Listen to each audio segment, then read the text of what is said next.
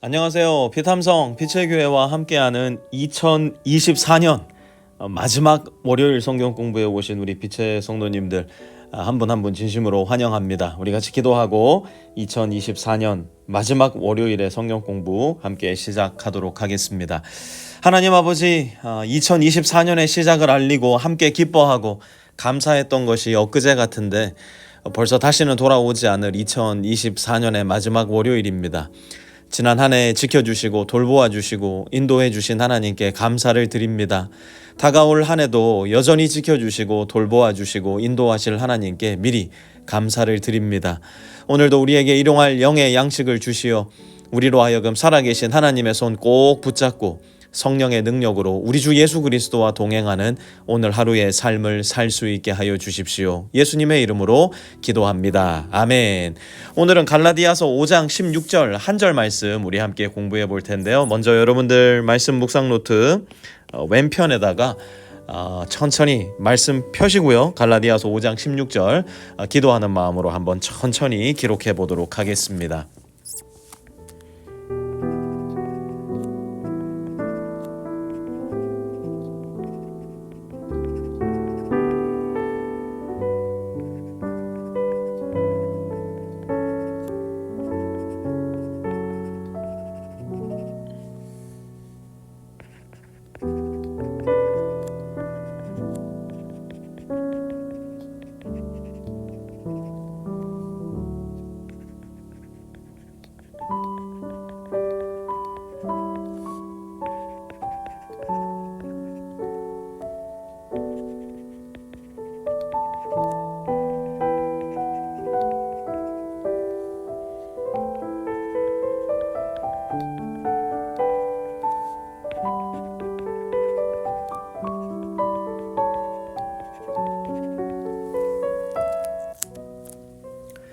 다 기록하신 분들은 색깔 볼펜도 써보시고 또 형광펜도 색깔별로 한번 써보시고 중요한 단어라 여겨지는 곳에는 네모 동그라미도 해보시고 줄도 쳐보시고 여러분 말씀 묵상할 때는요 하여튼 눈으로만 하면 다 까먹습니다. 여러분 손을 쓰셔야 되고요 내 생각을 기록해 보셔야 되고요 줄치고 그림도 막 그리셔야 됩니다.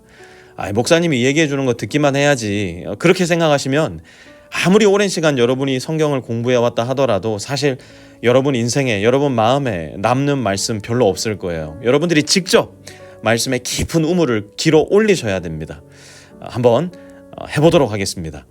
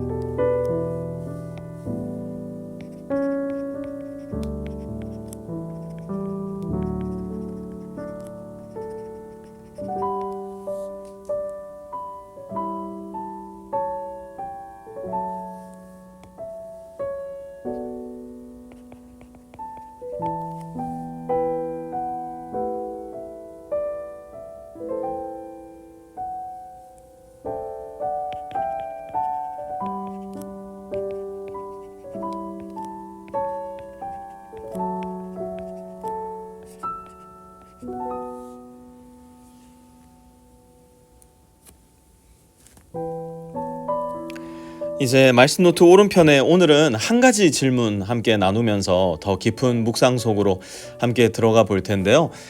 성령님은 도대체 우리를 어떻게 인도하시나? 성령님은 그동안 나를 어떻게 인도해 오셨나? 이 질문 너무너무 중요한 질문이 될 겁니다. 다시 한번요. 성령님은 도대체 우리를 어떻게 인도하실까? 너무너무 중요한 질문, 오늘 한번 같이 생각해 보려고 하는데요. 여러분, 오늘날 모든 교회들 안에서, 모든이라고 하면 좀 비약이 있겠네요.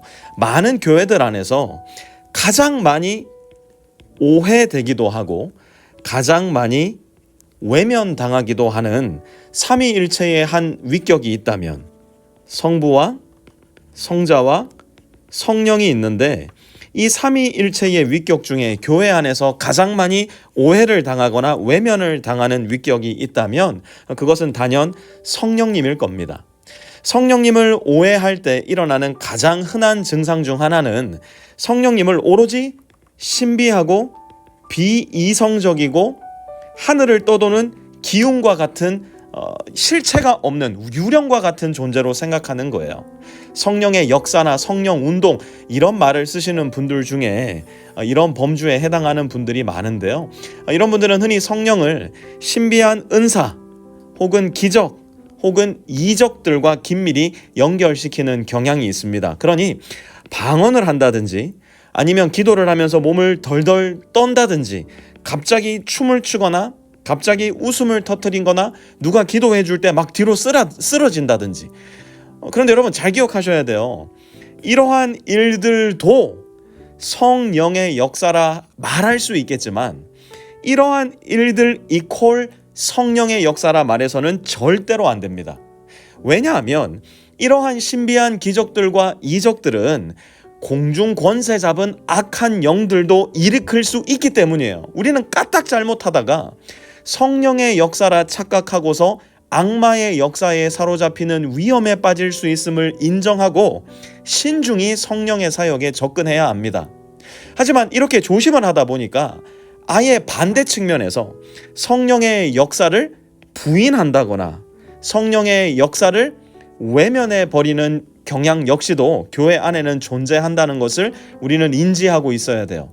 모든 성령의 은사를 완전히 무시해 버린다거나 더 나아가 아예 말살해 버리고 그런 모든 것들이 악마적인 역사이다 간주하는 건 역시도 오늘날 우리 교회가 지향해야 할 방향입니다. 그렇다면 성경이 말씀하는 성령의 역사, 사탄은 절대로 흉내낼 수 없는 성령의 유일하고도 독특한 역사는 어떻게 일어나는가? 요한복음 16장 13절 한번 같이 보았으면 좋겠는데요. 같이 한번 읽어보도록 하겠습니다. 요한복음 16장 13절입니다. 시작. 그러나 그분 곧 진리의 영이 오시면 그가 너희를 모든 진리 가운데로 인도하실 것이다. 그는 자기 마음대로 말씀하지 않으시고 듣는 것만 알려주실 것이요 앞으로 올 일들을 너희에게 알려주실 것이다. 아멘. 여러분, 성령님의 별명이 하나 있으니 그게 뭐라고요? 진리의 영이십니다. 성령님은 절대로 독단적으로 말씀하시지 않으시고 성자와 성부께서 말씀하시는 것을 들음으로 우리에게 일러주시고 알려주셔요. 일깨워 주셔요. 그러니 성령의 음성을 듣기 위해서 우리가 가장 먼저 해야 될 일은 무엇인가? 바로 성경의 말씀을 우리가 직접 읽고 듣고 쓰고 묵상하여 순종하는 겁니다. 성령의 역사와 성경은 무관하게 일어나지 않아요. 성령의 역사는 말씀과 연합하여서 말씀 안에서 말씀을 통해서만 일어납니다. 그러니 사실상 말씀이 없는 곳에는 성령의 역사도 불가능합니다. 성경과 성령은 그만큼 하나로 연결되어 있다는 거예요. 말씀이 있는 곳에 성령이 계시고 성령이 계신 곳에 말씀이 살아납니다. 그러니 올 한 해를 마무리하고 또 다른 한 해를 시작하면서 나도 성령의 인도하심을 받고 싶다. 그런 마음의 소망이 있으신 분들은 반드시 성실하고 정직하게 말씀 생활을 시작하셔야 됩니다.